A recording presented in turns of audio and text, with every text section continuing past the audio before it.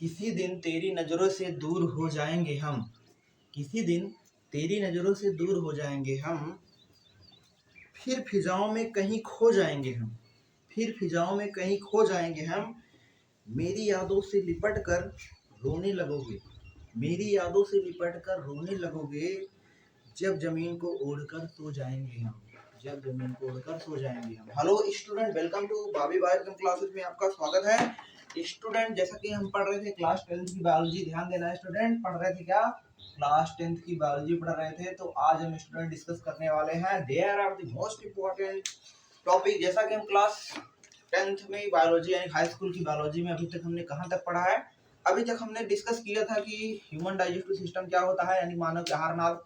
आहार नाल में हमने स्टूडेंट पढ़ा कि आहार नाल में क्या क्या सिस्टम थे, किस तरीके से वहां पर हमने माउथ को पढ़ा, माउथ के बारे में पढ़ा डिटेल में, ओइसोफेगस पढ़ा, ओइसोफेगस के बाद स्टमक यानी अमाशय को पढ़ा, अमाशय के बाद छोटी आंत, छोटी आंत के बाद हमने बड़ी आंत, बड़ी आंत के बाद वहां पे हमने पूरा बड़ी आंत के पार्ट के बारे में सभी चीजों को डिटेल में तह तक समझा। कहने का मतलब स्टूडेंट, हम बात किए थे डाइजेस्टिव सिस्टम, यानी कि जब हम पाचन तंत्र की बात कर रहे थे, जब आपको बताए थे हमने डाइजेस्टिव जो सिस्टम होता है, पाचन तंत्र जो था digestive system, human digestive system को, आई होप आपको पता होगा, ह्यूमन डाइजेस्टिव सिस्टम को यानी कि मानव पाचन तंत्र को पूरे मुख्य रूप से कितने भागों में बांटा गया था स्टूडेंट? 2 भागों में बांटा गया था। नंबर 1 क्या था, बता दो भैया, फटाक से बता दो। पहला क्या था? पहला क्या था? Alimentary canal. फर्स्ट क्या था student? That is the elementary. Elementary क्या था? एलिमेंट्री कैनाल था। यानी पहला क्या था भाई? एलिमेंट्री कैनाल था। देन सेकंड क्या था स्टूडेंट? Digestive gland. सेकंड क्या था? डाइजेस्टिव ग्लैंड था। हाँ या ना? पक्का पहले बताओ, था कि नहीं? हाँ या ना? सेकंड क्या था? डाइजेस्टिव ग्लैंड था। कहने का मतलब हमने एलिमेंट्री कैनाल में माउथ को पढ़ा, ओइसोफेगस को पढ़ा, स्टमक को पढ़ा, स्मॉल इंटेस्टाइन, लार्ज इंटेस्टाइन तक देखा, यानी कि एलिमेंट्री कैनाल के बारे में। अब हमारा टॉपिक ऑफ डिस्कशन होने वाला है स्टूडेंट डाइजेस्टिव ग्लैंड, हम पढ़ने वाले हैं। ध्यान देना भाई, डाइजेस्टिव ग्लैंड यानी कि पाचन ग्रंथियां। अब देखो, पाचन ग्रंथियां क्या होती हैं, डाइजेस्टिव ग्लैंड्स क्या क्या है। बात करें डाइजेस्टिव ग्लैंड्स की, तो डाइजेस्टिव ग्लैंड आपको पढ़ना कहाँ कहाँ पे है? आप सोचो भाई, डाइजेस्टिव ग्लैंड तो माउथ में पढ़ना होगा, फिर पढ़ लोगे कहाँ पे? लीवर पढ़ोगे, that is the largest gland. फिर पैनक्रियास पढ़ोगे, मुख्य रूप से 3 पढ़ना है। देन साथ साथ वो भी हम पढ़ेंगे, अमाशय में भी कुछ गैस्ट्रिक ग्लैंड्स पाई जाती है, उसको भी हम देखेंगे साथ साथ थोड़ा बहुत। कहने का मतलब कि मुख्य रूप से हमारा फोकस कहाँ पे रहेगा? ध्यान देना भाई, हमारा जो फोकस रहने वाला है, कहने का मतलब डाइजेस्टिव ग्लैंड्स के ऊपर डिस्कस करने वाले हैं स्टूडेंट। डाइजेस्टिव ग्लैंड्स में भी हम बात करेंगे पहला ग्लैंड, दैट इज द पहला ग्लैंड, फर्स्ट ग्लैंड। कहने का मतलब कि सलाइवरी ग्लैंड के बारे में पहला हम किसके बारे में स्टूडेंट डिस्कस करेंगे? Salivary gland. किसके बारे में स्टूडेंट? सलाइवरी ग्लैंड हम पढ़ेंगे, यानी कि जिसको हिंदी में कहते हैं लार। लार क्या कहते हैं? लार कहते हैं ग्रंथि। क्या कहते हैं स्टूडेंट? लार ग्रंथि पढ़ेंगे। लार ग्रंथि के बाद सेकंड क्या पढ़ेंगे स्टूडेंट? सेकंड हम पढ़ेंगे, सेकंड हम क्या पढ़ने वाले हैं? दैट इज द सेकंड हम जो पढ़ने वाले हैं, लीवर पढ़ने वाले। क्या पढ़ने वाले हैं? लीवर, यानी कि जिसको हिंदी में क्या कहते हैं?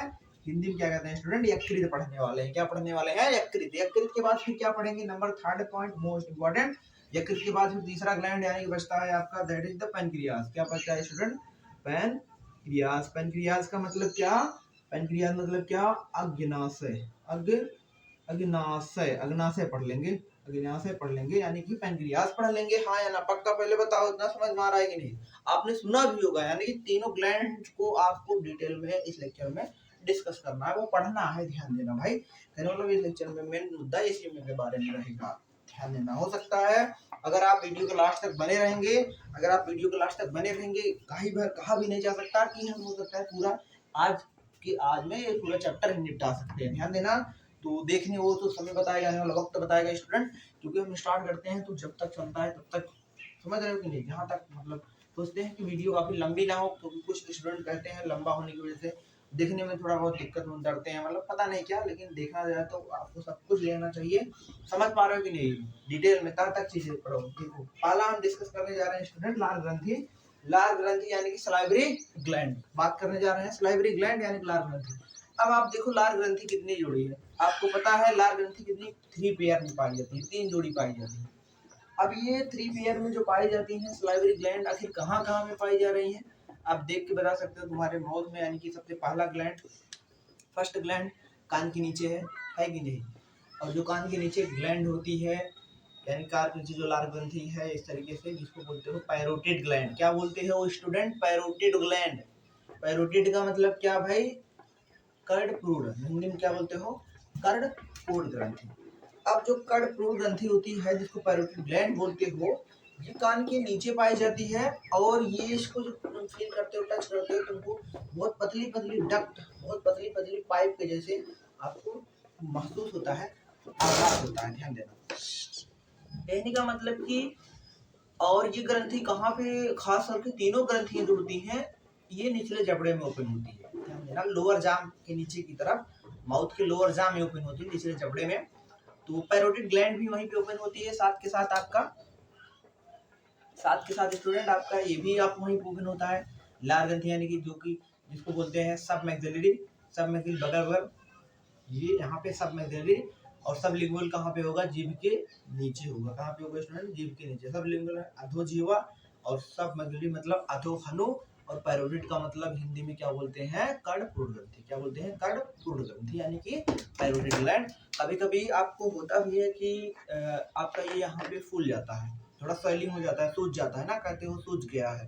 तो वहां पर क्या होता है भाई? वहां पर जो इस तरीके से यहाँ पे जो स्वेलिंग हो जाती है उसको हम बोलते हैं मम्स हो गया है। क्या हो गया स्टूडेंट? मम्स हो गया है। एक्चुअली वहां पे होता क्या चीज है? वहां पे स्टूडेंट आपका यही पैरोटिड ग्लैंड क्या कर जाता है? इन्फ्लामेट कर जाता है। इन्फ्लामेशन इन पैरोटिड ग्लैंड। जैसे ही पैरोटिड ग्लैंड में संक्रमण होता है, किसी भी बैक्टीरिया का कोई भी संक्रमण इन्फेक्शन होता है, तो पैरोटिड ग्लैंड फूल जाती है, जिसकी वजह से आपको स्वेलिंग कर जाती है। थोड़ा समझ रहे हो कि नहीं? सूजन, जिसकी वजह से कहते हो कि आ गया है। तो कहने का मतलब उस समय क्या होता है भाई? बोलते गलतुना हो गया है। कहते नहीं? कहते हो कि नहीं? पहले पैरोटिड ग्लैंडवा क्या हो गया है? सूज गया है। पैरोटिड ग्लैंडवा जो था सूज गया है। समझ पा रहे हो कि नहीं? पहले बताओ, फटाक से बताओ, समझ में आ रहा है कि नहीं? लक्ष्य बताओ, हाँ या ना? पक्का? बढ़ जाए आगे। देखो एक बार लिख लेते हैं ना भाई। हाँ देखो, कितनी जोड़ी? 3 जोड़ी है कि नहीं? पहले बताओ, है ना भाई? पहला क्या है? पहला आपका क्या है स्टूडेंट? पैरोटिड। पहला क्या है? पैरोटिड ग्लैंड, इसको बोल रहे हैं कर्णपूर्ण। हिंदी अपना लिख लेना, पैरोटिड ग्लैंड। पैरोटिड के बाद फिर क्या है? सब लिंगुअल। क्या है स्टूडेंट? सब लिंगुअल। सब लिंगुअल कहाँ पाई जाएगी? जीभ के नीचे। कहाँ पाई जाएगी? सब जीभ के नीचे। उसके बाद अगला जो होगा सब मैक्सिलरी। क्या है स्टूडेंट? सब मैक्सिलरी यानी कि लोअर जां के नीचे पाई जाएगी कि नहीं? पहले बताओ, फटाक से बोलो, पाई जाएगी कि नहीं? कहने का मतलब क्या होगा? क्या होगा student? That is parotid and sublingual then the submaxillary. हाँ या ना? पक्का बताओ, बताओ फटाक से, पसीने तब तक पूछ लेते हैं इस तरीके से। बताओ भाई, बताओ फटाक से, समझ में आया कि नहीं? इस तरीके से ग्लैंड तीनों हैं। और तीनों ग्लैंड से क्या निकलता है भाई? तीनों ग्लैंड से यानी लार निकलता है, सलाइवा निकलता है। और सलाइवा कितना निकलता है एक दिन में पूरे? कितना लार निकल जाता है, कितना सलाइवा निकलता होगा? सोचो तुम। एक दिन में लगभग 1 से 1.5 लीटर के आसपास, लगभग 1.5 लीटर, 1 से 1.5 लीटर, समझ रहे हो कि नहीं? 1 से 1.5 लीटर, समझ रहे हो? तो कहने का मतलब कि जब तुम्हारे मनपसंद की चीजें दिख जाती हैं तो 1.5 लीटर से भी ज्यादा हो जाता है। दिन भर तुम्हारे मनपसंद एक चीज वही आ रहा है, तुम बार बार सलाइवा निकलेगा, समझ रहे हो कि नहीं? कहने का मतलब जितना मनपसंद चीज देखोगे उतना ज्यादा सलाइवा निकलेगा। कहने का मतलब सिंपल सी बात है कि ये सभी क्या करते हैं? सलाइवा निकालते हैं, लार रिलीज होता है।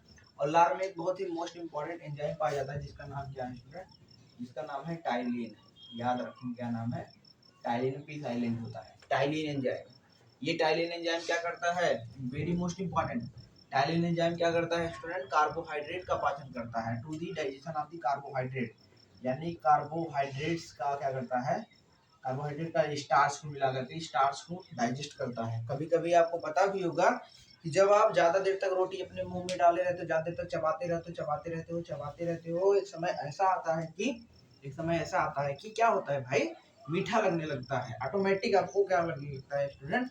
मीठा लगने लगता है। तो कहने का मतलब उस समय क्या होता है कि आपका कार्बोहाइड्रेट क्या होता है? डाइजेस्ट होना स्टार्ट हो जाता है, जिसकी वजह से क्या होता है?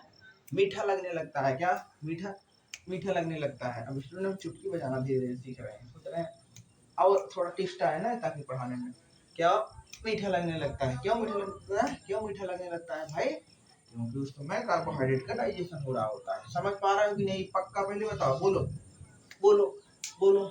देखो बच गया ना, सोच रहे हैं सीख जाएंगे कि नहीं। इस तरीके से आप समझ सकते हो ना भाई। लार ग्रंथि तीनों से क्या निकलेगा? स्लाइड में निकलेगा। बढ़ जाए आगे, बढ़ जाए, बस और क्या जानना है, यही तो जानना था। आगे बढ़ जाते हैं। उसके बाद लार का पीएच क्या होता है वो भी जान लेना, बुक में लिखा गया है, तो उसको आगे हम डिस्कस करते हैं। बात करते हैं अपना मोस्ट इम्पोर्टेंट स्टूडेंट, ये जो गया ना, इसके बाद बाकी बहुत कुछ सारी चीजें नहीं है। बात करते हैं most important, that is liver के बारे में। लीवर बहुत इंपॉर्टेंट है स्टूडेंट। बात करें अगर हम लीवर की, तो लीवर की खास करके लीवर होता है सबका मालिक है। ध्यान देना, जैसे तुम्हारा मालिक कोई होता है, तुम्हारे मालिक कौन होगा इस समय? तुम्हें, तुम स्टूडेंट हो, तुम्हारे पेरेंट होंगे तुम्हारे मालिक ना भाई। कहने का मतलब जो लीवर होता है, लीवर यकृत, ये इट इज लार्जेस्ट ग्लैंड। इसको बोलते हैं largest gland in the human body. Human body का लार्जेस्ट ग्लैंड, सबसे बड़ी ग्रंथि होती है लीवर। अब लीवर क्यों भाई सबसे बड़ी ग्रंथि है? आखिर क्यों है? क्योंकि लीवर में इतना ज्यादा काम होता है। कहने का मतलब लीवर जो होता है 100 टाइम्स, यानी 100 टाइम्स इसमें काम होते रहते हैं। हमेशा इसमें काम होता रहता है। लीवर कभी नहीं आराम करता, जब हमेशा इसमें काम होता रहता है। और लीवर की खास बात यह है कि इसमें मतलब कि अगर हम लीवर को डैमेज भी कर दें तब भी लीवर रिजनरेट कर जाएगा। मतलब कि लीवर को अगर हम काट के निकाल दें, कुछ थोड़ा सा पार्ट लीवर का रहेगा, तो उससे ऑटोमेटिक लीवर बन जाएगा। मतलब लीवर में रीजनरेटिव पावर पाया जाता है। याद रखेंगे, दैट इज द रीजनरेशन। और ऐसा कोई अंग नहीं है ह्यूमन बीइंग में कि जो कटने के बाद फिर से आ जाए। लीवर में ये खास बात होती है, तो जानते रहेंगे आप। क्योंकि लीवर्स में होता क्या है, हेपेटिक सेल्स पाई जाती हैं। साथ के साथ लीवर अपने आप में बहुत ही इंपॉर्टेंट ऑर्गन है, और उसको लार्जेस्ट ग्लैंड भी बोल रहे हैं। और लीवर एक बहुत ही खतरनाक काम करता है, बहुत खतरनाक स्टूडेंट। अगर वो लीवर काम ना करता तो हम लोग आज समझ लो कि कब के कितने खतरनाक काम करता है, कब के चले गए होते। इतना खतरनाक काम करता है लीवर। जहर जो होता है, जहर को क्या करता है, यानी अमोनिया जो होता है उसको यूरिया में बदलता है। There are the most important points. अगर अमोनिया यूरिया में ना बदले तो कहानी बहुत दिक्कत हो जाएगी, मतलब कि प्रॉब्लम बहुत बड़ी हो जाएगी। समझ पा रहे हो कि नहीं? कहने का मतलब अमोनिया को यूरिया में बदलता कौन है? लीवर ही बदलता है। साथ के साथ जब डाइजेशन हो जाता है, डाइजेशन होने के बाद एब्जॉर्प्शन भी हो जाएगा। एब्जॉर्प्शन होने के बाद फिर क्या होगा? सौंगीकरण। सौंगीकरण होने के बाद क्या होता है कि जो भी चीज एब्जॉर्ब किए जाते हैं, जो भी फूड मैटर एब्जॉर्ब किए जाते हैं, अवशोषित करने के बाद स्टूडेंट उसको भेजा कहाँ पे जाता है? मालिक के पास भेजा जाता है, लीवर के पास। लीवर मालिक है, उनके पास भेज दिया गया, मालिक के पास आ गया। अब मालिक के वर्कर काम कर रहे हैं। कौन काम कर रहा है वर्कर में? जैसे उधर हार्ट काम कर रहा है, दिल काम कर रहा है, दिल अपना बेचारा धड़क रहा है। उधर कौन काम कर रहा है? और फेफड़ा काम कर रहा है, फेफड़ा उधर बेचारा ऑक्सीजन खींच खींच करके अल्वियोलाई में भेज रहा है। उसके साथ काम कौन कर रहा है भाई? कौन काम कर रहा है? फटाक बताओ। किडनी काम कर रहा है। किडनी के अलावा फिर कौन काम कर रहा है? मतलब इसने भाई बहुत जरूरी काम कर रहे हैं। किडनी बहुत जरूरी काम कर रहा है। लीवर तो कर ही रहा है, खासकर लीवर मालिक है। लीवर मतलब क्या करता है? सबको सैलरी देता है भाई। भाई उनके जैसे मालिक लीवर है, बाकी सबको से काम करवा रहा है लीवर। मतलब हार्ट से काम करा रहा है, हार्ट भी काम कर रहा है। हार्ट तो दिन रात ये काम करता है। अब हार्ट ने कहा लीवर जल्दी करो। क्या जल्दी करो?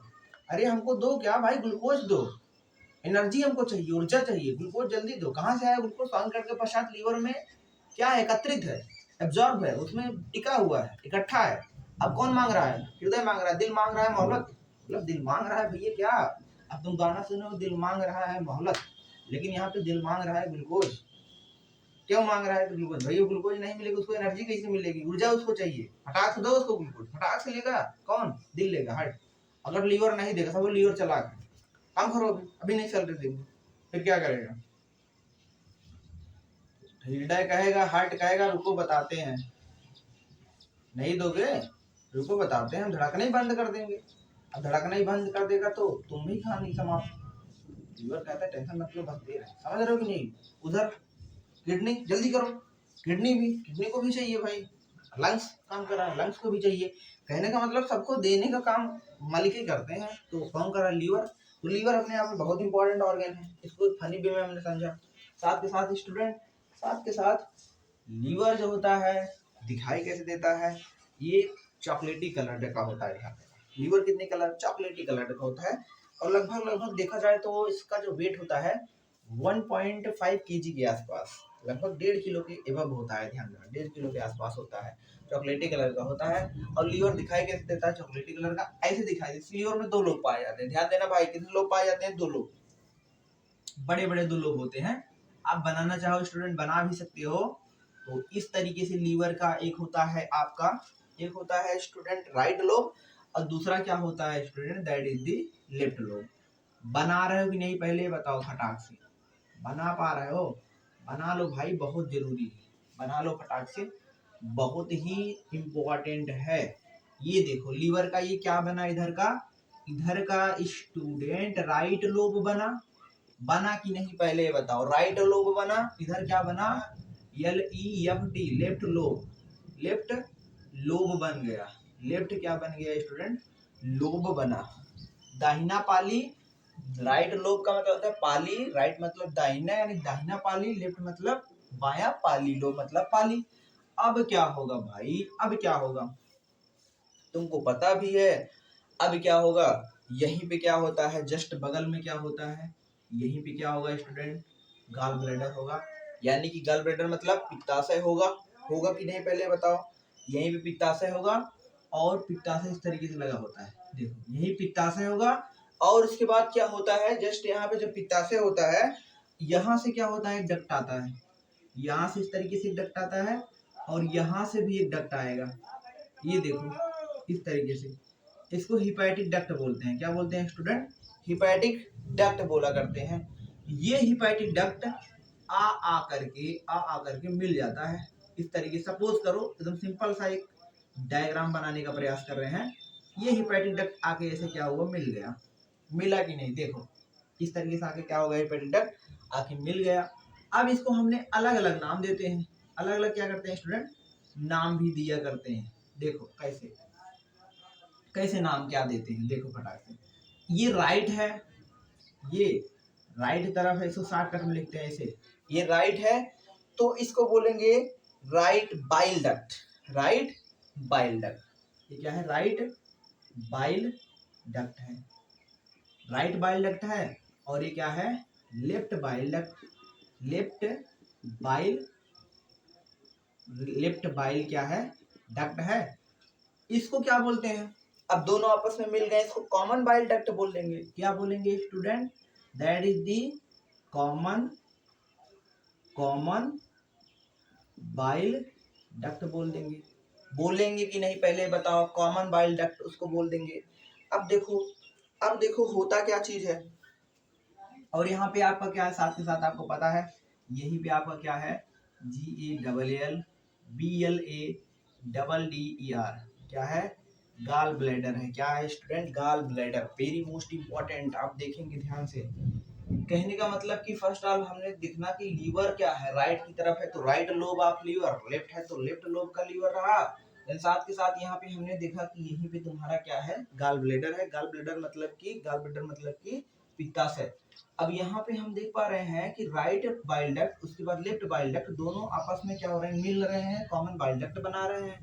अब होता क्या चीज है कि आखिर बाइल होता क्या है? बाइल क्या करता है? बाइल का काम बहुत इंपॉर्टेंट होता है स्टूडेंट। बाइल का काम साथ के साथ आपकी बात करें, they are the most important work for the bile digestion of fat. Fat के पाचन में भी उसका बहुत इंपॉर्टेंट रोल होता है। साथ के साथ ये क्या करता है? कुछ पैथोजन को भी किल करने का, कुछ थोड़ा थोड़ा मात्रा में बैक्टीरिया को भी किल करता है। कहने का मतलब कुछ मात्रा में बाइल, ध्यान देना भाई, कुछ मात्रा में बाइल यहीं पे इकट्ठा हो जाता है। कहाँ पे? गाल ब्लैडर में, यानी कि पित्ताशय में। कुछ मात्रा में क्या होता है? गाल ब्लैडर, कुछ मात्रा में क्या होता है? गाल ब्लैडर कहाँ पे इकट्ठा होता है? तुम्हारे पित्ताशय में इकट्ठा हो जाता है। अब पूरा नहीं इकट्ठा, कुछ मात्रा में, और बाकी कुछ डक्ट के जरिए भेज दिए जाते हैं। कुछ राइट बाइल डक्ट में, कुछ लेफ्ट बाइल डक्ट में, और टोटल कॉमन बाइल डक्ट से ड्यूडेनम में आ जाता है। कहाँ पे?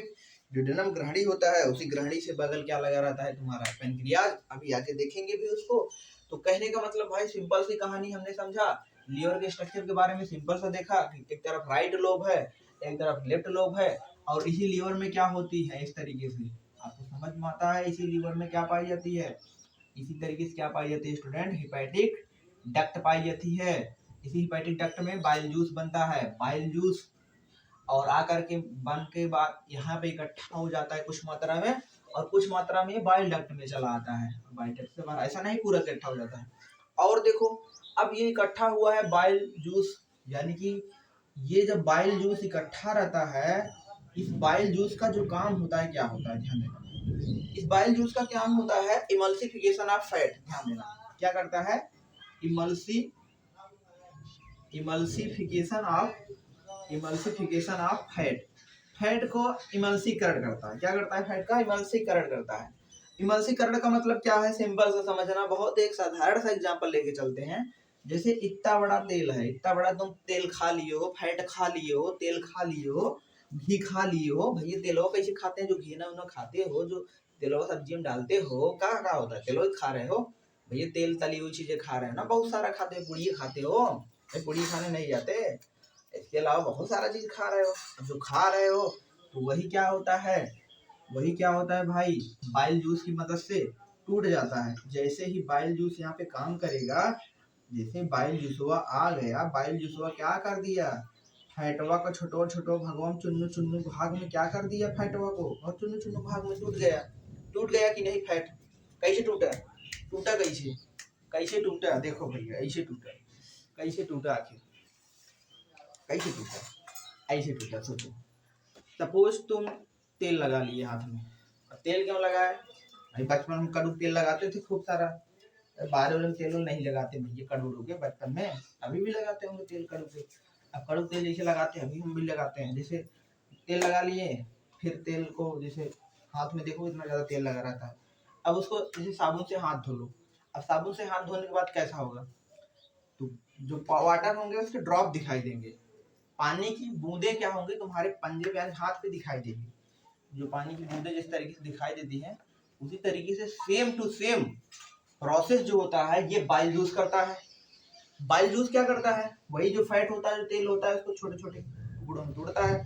जैसे तुमने तेल हाथ में पहले तेल लगाया, फिर हाथ में तेल लगाने के बाद साबुन लगाया, साबुन लगाने के बाद क्या हुआ कि जो वाटर के ड्रॉप थे दिखाई देने लगे, उसी तरीके से सेम क्या करता है कि फैट को छोटे छोटे भागों में तोड़ देता है, सिंपल है बाइल जूस। फिर आगे का जो बचता है आगे तोड़ा जाता है स्टमक में, समझ रहे हो, लाइपेज एंजाइम की सहायता से, वसी अम्ल और ग्लिसरॉल में तोड़ा जाएगा, गैस्ट्रिक ग्लैंड में जिसमें जो पाई जा रही है ना, लाइपेज एंजाइम उसको डाइजेस्ट करेगा, तो प्रॉपर डाइजेशन हो जाएगा फैट का भी। तो कहने का मतलब शुरुआती स्टेज यहीं से तो हो रहा है, तो बहुत इंपॉर्टेंट काम कर रहा है साथ ही साथ। लीवर देखो इतना अपने आप में इंपॉर्टेंट है, आप समझ सकते हो लीवर। इसके अलावा लीवर खतरनाक काम कर रहा है, आपको हमने बताया भी किसका काम कर रहा है, अमोनिफिकेशन करता है, ये ध्यान देना भैया, अमोनिफिकेशन करता है, अमोनिफिकेशन का वर्क करता है, मतलब कि अमोनिया को किसमें बदलता है, NH3 को किसमें बदलता है भाई, NH3 को NH2CO NH2 में बदलता है, NH2CO NH2 that is the urea, that is the urea में बदलता है स्टूडेंट, किसमें बदलता है, यूरिया में। बहुत इंपॉर्टेंट वर्क। अब ये यूरिया में बदल करके इसको कहाँ पे भेजता है, कहाँ पे भेजता है, किडनी के पास भेजता है भाई, किडनी लो यूरिया भाई लो, तुम्हारे ब्लड में यूरिया की मात्रा कुछ होती है, जरूर देख लेना, कुछ ना कुछ मात्रा यूरिया की होती है ब्लड में, जो कि जरूरी है तुम्हारे लिए, समझ रहे हो, मेटाबॉलिक प्रोसेस को मेंटेन करने के लिए सब चीजें बहुत जरूरी होती हैं, समझ पा रहे हो। तो इस तरीके से हमने लीवर के बारे में समझा। अभी लीवर के बारे में बहुत सारी चीजें हैं जो कि आपको यहीं पे इतना ही पढ़ना था, सिंपल सी जानकारी थी। लीवर एक सबसे बड़ी ग्रंथि है। लीवर में क्या होता है कि बाइल डक्ट होती है, साथ ही साथ यहाँ पे देख रहे हो right bile duct, left bile duct, साथ साथ इसमें हेपेटिक डक्ट पाई जा रही है। हेपेटिक डक्ट के जरिए क्या हो रहा है, हेपेटिक डक्ट के जरिए क्या बन रहा है, आपका बाइल जूस बन रहा है। बाइल जूस बना बना करके इकट्ठा किसमें हो रहा है, लीवर में हो रहा है।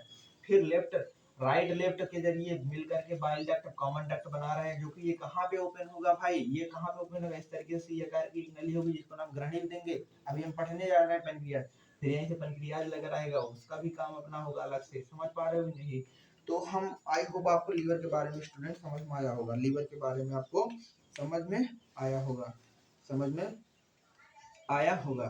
उसके बाद आपका बात करें लगभग 100 ml बाइल आपका जो होता है बन जाया करता है, इंपॉर्टेंट 100 ml बाइल, मतलब कि नहीं 1000 ml के आसपास, 100 ml 1000 ml लेकिन तब ज़्यादा, तो वो 1000 ml बाइल बनता है, समझ पा रहे हो कि नहीं।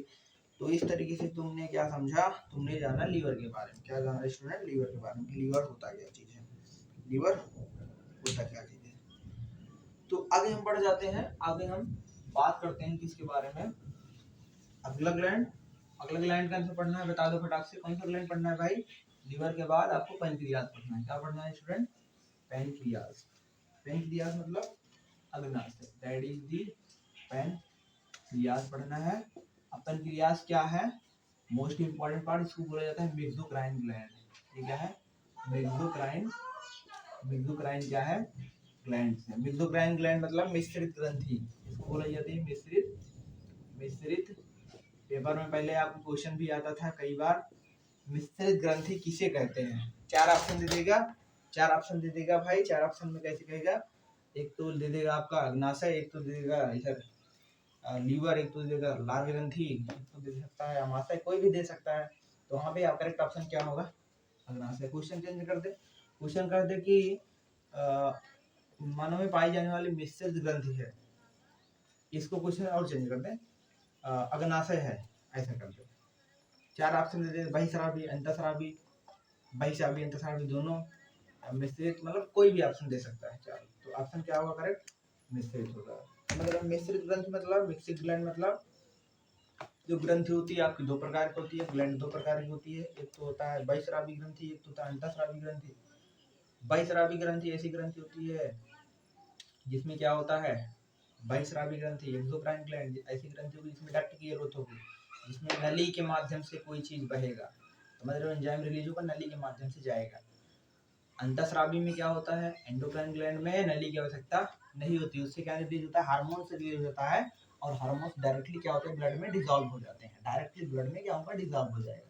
हार्मोन का मतलब कोई चीज, तुम सो रहे हो तुमको जगा देना, कोई चीज बहुत तेजी से, समझ रहे हो, परफॉर्म करता है, हार्मोन्स की वजह से होता है। तो कहने का मतलब सिंपल सी कहानी है, पेनक्रियास क्या है, में पाया कहाँ पे जाएगा पेनक्रियास, जरा देख लो पेनक्रियास कहाँ पाया जाएगा। जैसे हमने यहाँ पे इस तरीके से बनाया था ना भाई, ये देखो इस तरीके से लीवर बनाया था, एक बार फिर से बना देते हैं। अब लीवर जैसे जब बन जाता है, अब ये यहाँ से एक चीज और, यहाँ पे क्या होगा, इस तरीके से क्या होगा, यहाँ पे बताओ फटाक से, ड्यूडेनम होगा ना, ये इस तरीके से ड्यूडेनम होगा। और यहाँ पे हमने बताया था ये बाइल डक्ट, सपोज करो एक बाइल डक्ट ये, एक बाइल डक्ट ये, और एक बाइल डक्ट ये, एक बाइल डक्ट ये। बाइल डक्ट ओपन कहाँ पे होते हैं आकर के, ये आके ओपन यहाँ पे होते हैं, सपोज करो यहाँ पे ये क्या है, इस तरीके से ये यहाँ पे देखो, इसमें ओपन होते हैं। अब इसी में तुम्हारा एक चीज और लगा रहता है, इसी में लगा रहता है क्या, ऐसे इसी में क्या लगा है, पैनक्रियास की पत्ती की जैसी संरचना होती है। ये देखो सिंपल सा हो गया क्या भाई, पैनक्रियास हो गया। अब पैनक्रियास ड्यूडेनम में ओपन हो गया, अब इसमें क्या होता है, ओपन करके क्या बनाता है, पैनक्रियाटिक डक्ट, यानी कि क्या बनाता है स्टूडेंट, पैनक्रियाटिक डक्ट ओपन होता है। उसके बाद कौन सा ओपन होता है, बाइल डक्ट भी ओपन हो रहा है, इसको हिपेटोपैनक्रियाटिक डक्ट बोलते हैं। तुमको इतना डिटेल में जानना नहीं, लेकिन जानते रहो, इसको बोल रहे हैं पैनक्रियाटिक डक्ट बोल रहे हैं, इसको क्या बोल रहे हैं, तो बाइल डक्ट है, बाइल डक्ट है, दोनों ओपन होते हैं, हिपेटोपैनक्रियाटिक डक्ट बोलते हैं। समझ पा रहे हो कि नहीं, कहने का मतलब स्टूडेंट, कहने का मतलब इस तरीके से हम समझ सकते हैं कि स्टूडेंट कितना कितना आपका क्या रहा, ग्लैंड्स रहा। और इसके बाद पैनक्रियास के बारे में हमने समझा, पैनक्रियास। इसके अलावा पैनक्रियास में क्या होता है, पैनक्रियास में ध्यान देना स्टूडेंट, जो एंडोक्राइन पार्ट होता है, एंडोक्राइन पार्ट होता है जिसका नाम क्या है आपका, आइलेट्स ऑफ लैंगरहैंस, ध्यान देना।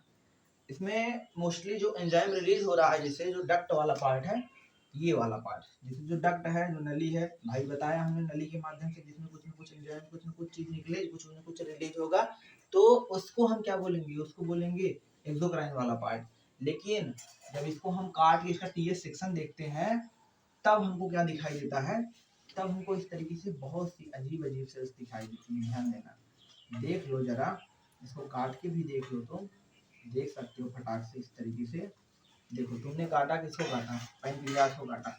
अब पैंक्रियाज को काटा तो काटने के बाद दिखाई क्या देगा भाई? इस तरीके से तुमको बहुत सारी क्या दिखाई देती है स्टूडेंट? इस तरीके से बहुत सारी क्या दिखाई देती हैं? सेल्स दिखाई देती हैं। और इन सेल्स में क्या पाई जाती हैं? ये देखो, ये देखो स्टूडेंट, दिखाई दे रहा है कि नहीं? फटाक से इसको बनाते हैं इस तरीके से, सिंपल सा स्ट्रक्चर, ये देखो। और इसी बीचों बीच में इस तरीके से कौन सा पार्ट होता है? एंडोक्राइन पार्ट होता है। इसी एंडोक्राइन पार्ट में क्या पाया जाता है? इसी एंडोक्राइन पार्ट में आपका क्या पाया जाता है भाई? Islets of Langerhans. क्या होता है student? Islets of Langerhans. Langerhans की हिंदी में कहते हैं दीपिकाएं। लैंगरहैंस की क्या कहते हैं?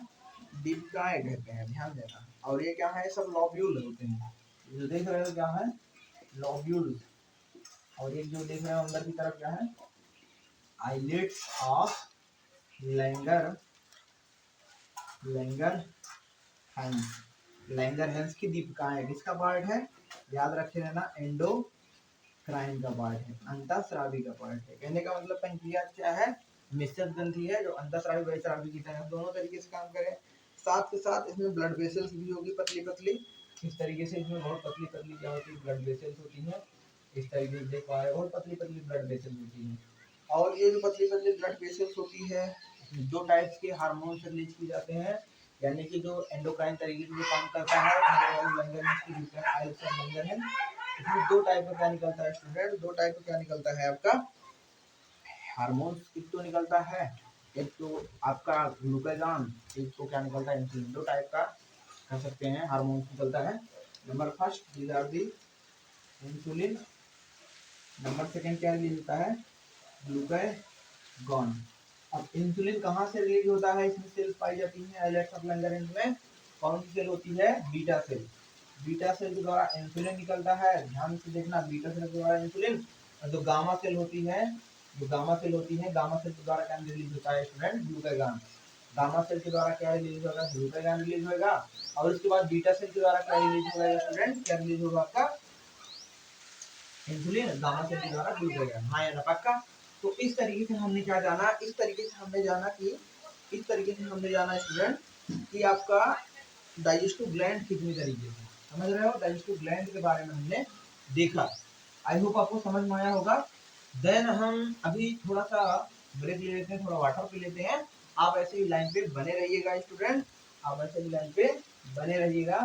तो आगे हम ऑलरेडी डिस्कस करते हैं। कहने का मतलब आज सोच रहे हैं आपका जो टॉपिक समाप्त करने का प्रयास है, टॉपिक जो आपका थोड़ा समाप्त हो जाए। तो आई होप स्टूडेंट आप वीडियो के अंत तक बने होंगे। तो देख रहे हो इस समय बारिश हो रहा है, तो बारिश का नज़ारा काफ़ी खूबसूरत होता है।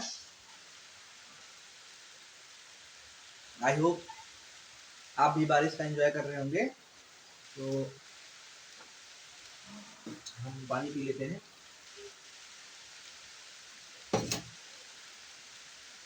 तो स्टूडेंट हमने देखा कहाँ तक? हमने देखा कि डाइजेस्टिव ग्लैंड क्या क्या थी। हमने पैंक्रियाज के बारे में देखा साथ के साथ। अभी आप ज़्यादा आपको नहीं पढ़ना है, ज़्यादा कब पढ़ना है? 11th में पढ़ना है, तो उतना डीपर लेवल में नहीं जा रहे हैं। तो आगे हम बढ़ जाते हैं स्टूडेंट। आई होप आपने समझ में आया होगा। पैंक्रियाज जानते रहना, पैंक्रियाज में बहुत सारी चीज़ें जानना है। एंजाइम जानते रहना। अल्फा से क्या निकल रहा है? अल्फा से क्या? ग्लूकागॉन। बीटा से क्या निकलता है? Insulin glucagon. हाँ, ये चीज़। जो गामा में होता है कॉम्प्लेक्स हार्मोन होता है। आगे हम बढ़ जाते हैं। अगला टाइप ग्लैंड की बात करें। अब गैस्ट्रिक ग्लैंड कुछ होती हैं, पाई जाती हैं, जैसे चीफ सेल्स वगैरह होती हैं, तो उनके बारे में उतना डीप में जानना नहीं है। इसके बाद हम मोस्ट इंपॉर्टेंट टॉपिक बात करते हैं मैकेनिज्म ऑफ डाइजेशन की। मोस्ट इंपॉर्टेंट टॉपिक स्टूडेंट इसकी बात करेंगे, मैकेनिज्म ऑफ डाइजेशन की। किसकी बात करने जा रहे हैं? Mechanism of digestion. Mechanism of digestion का मतलब स्टूडेंट आप लोग बताओ, मैकेनिज्म ऑफ डाइजेशन का मतलब क्या होता है? पाचन की क्रिया विधि। क्या होता है इसका मतलब? पाचन की क्रिया विधि। पाचन की क्रिया विधि क्या होती है, इसके बारे में स्टूडेंट को समझना होता है। अब देखो भाई, पाचन की क्रिया विधि मतलब कि जो डाइजेशन होता है कितने स्टेप में होता है, इसको डिटेल में देखना पड़ता है। बात करें डाइजेशन के स्टेप की, तो डाइजेशन का जो स्टेप होता है, क्रिया विधि होती है, इसमें मुख्य रूप से देखा जाए तो लगभग 4 से 5 स्टेप देखे जाते हैं, 5 स्टेप। पहले स्टेप में क्या होता है कि फर्स्ट स्टेप में क्या होता है, डाइजेशन का प्रोसेस, सॉरी इंजेशन का प्रोसेस क्या होगा, इंजेशन। पहले चरण में इंजेशन होता है। इंजेशन का मतलब कि अंतर्ग्रहण हिंदी बोलते हैं, क्या बोलते हैं, अंतर्ग्रहण। अंतर्ग्रहण में क्या होता है कि जब हम खाना अंदर खा रहे होते हैं, मुख में जब खाना डालते हो, जो कवर होता है, जो निवाला होता है भोजन का, जिसमें माउथ में जब लगते हो, तो उसको बोलते हैं इंजेशन का प्रोसेस। इंजेशन के बाद क्या होता है, अगला मोस्ट इंपॉर्टेंट, इंजेशन के बाद फिर उसको क्या करोगे, पचाओगे। फिर क्या करोगे, पचाओगे, यानी डाइजेस्ट करोगे। और पचाने के बाद फिर क्या करोगे भाई, पचाने के बाद उसको क्या करोगे, पचाने के बाद उसका क्या होगा, अब्जॉर्प्शन होगा, अवशोषण होगा। एब्जॉर्प्शन क्या होगा स्टूडेंट, एब्जॉर्प्शन होगा, अवशोषण होगा। अवशोषण होने के बाद फिर क्या होगा, क्या होगा भाई, अवशोषण होने के बाद इसका क्या होगा, एसिमिलेशन होगा। एसिमिलेशन होगा। एसिमिलेशन होने के बाद यानी सांगीकरण, जिसको हिंदी में बोलेंगे सांगीकरण होगा। सांगीकरण होने के बाद क्या होगा भाई, इंजेशन हो जाएगा। हो जाएगा कि नहीं, फटाक से बोलो, होएगा कि नहीं, होएगा कि नहीं भाई। पहला तो इंजेशन होगा, दूसरा डाइजेशन होगा, तीसरा क्या होगा, एब्जॉर्प्शन होगा, चौथा क्या होगा, एसिमिलेशन होगा, पांचवा क्या होगा स्टूडेंट, इजेशन होगा। क्या होगा भाई, इजेशन होगा। कहने का मतलब इसमें क्या क्या हो रहा है, इसमें सबसे पहले क्या हो रहा है, इंजेशन। इंजेशन में भोजन का जो निवाला है हमने मुंह में डाला, मुंह में डाल के उसको चबाया, चबा चबा करके उसे क्या किया, गटक लिया। समझ पा रहे हो, इंजेशन मतलब उसको खाना। और उसके बाद डाइजेशन यानी पाचन, उसको पचाओगे ना भाई, उसको पचाओगे। और डाइजेशन की, पाचन की जो क्रिया विधि होगी, दो प्रकार से पचाओगे। एक तो उसमें दो प्रक्रिया, दो क्रिया विधि, दो चीजें होंगी। एक तो केमिकल डाइजेशन होगा, मैकेनिकल डाइजेशन होगा। मतलब डाइजेशन में भी दो टाइप से डाइजेशन होता है ना भाई, आपने पढ़ा होगा। अभी इसको भी यही आपके साथ डिस्कस कर लेते हैं। एक तो क्या होगा, एक तो होगा mechanical digestion. Mechanical digestion, mechanical digestion का मतलब हिंदी में बोलते हैं इसको यांत्रिक पाचन। क्या बोलते हैं हिंदी में, यांत्रिक पाचन बोला करते हैं। क्या बोला करते हैं स्टूडेंट, यांत्रिक पाचन। और दूसरा क्या होगा, दूसरा जो होगा आपका मैकेनिकल के बाद दूसरा क्या होगा, केमिकल। क्या होगा, केमिकल डाइजेशन होगा। क्या होगा, केमिकल डाइजेशन। कहने का मतलब मैकेनिकल को क्या बोलेंगे, यांत्रिक पाचन, और केमिकल को क्या बोलेंगे, रासायनिक पाचन। इसको यहीं पे समझ लेते हैं, यहीं पे इसको समाप्त कर देंगे समझ करके, ध्यान से समझो। मैकेनिकल, यांत्रिक का पहले समझ लो, यांत्रिक डाइजेशन को मैकेनिकल पाचन बोल रहे हैं, मैकेनिकल डाइजेशन। तो इसका मतलब क्या होता है, जैसे तुम भोजन का जो निवाला ले रहे हो, अब भोजन का निवाला तुमने अपने माउथ में इंटर करा, अब माउथ में डाला तो क्या किया, 4 प्रकार के दांतों की मदद उसको चबाया चबाया चबाया चबाया, चबा करके फिर क्या करा, लीला। अब लीलने में भी चबाने में काम हो रहा है, वर्क हो रहा है भाई। चारों प्रकार की दांतें क्या कर रहे हैं, इसको चबा रही हैं, काम कर रही हैं, सुतर रही हैं, कोई फाड़ रहा है, कोई चीर रहा है, उसी में कोई चबाने का काम कर रहा है। फिर लील रहे हो गटाक से, फिर लीलने के बाद क्या हो रहा है, अंदर से, फिर अंदर क्या हो, पेरिस्टाल्टिक मूवमेंट हो रहा है, वहां पर भी काम हो रहा है, उसको आगे भेजा जा रहा है, आगे भेजते भेजते अमाशय में फिर भेजा जा रहा है, जा रहे हैं। फिर अमाशय से कहाँ पे, फिर ग्रहणी, छोटी आंत, बड़ी आंत, मतलब वहां पे काम हो रहा है, जिसमें कोई फंक्शन, कोई कार्य हो रहा है, जिसमें कहने का मतलब कि जिसमें, जिसको भौतिक पाचन या यांत्रिक पाचन बोलते हैं। कहने का मतलब जिसमें कोई काम है, 4 प्रकार की दांतों की मदद से पूछा जा रहा है, काम हो रहा है कि नहीं, मेहनत लग रही है, इसमें कोई कार्य हो रहा है, उसी को बोलते हैं क्या, उसी को बोलते हैं भौतिक या यांत्रिक पाचन या मैकेनिकल डाइजेशन। और जिसमें काम नहीं हो रहा है, जिसमें यानी कि एंजाइम्स के द्वारा उसको पचाया जा रहा है, एंजाइम्स के द्वारा किसको पचाया जा रहा है, ध्यान से देखो। एंजाइम्स के द्वारा क्या होता है, केमिकल डाइजेशन किया जा रहा है। एंजाइम्स के द्वारा स्टूडेंट क्या किया जा रहा है, केमिकल डाइजेशन किया जा रहा है। 2 मिनट स्टूडेंट रुके रहेंगे।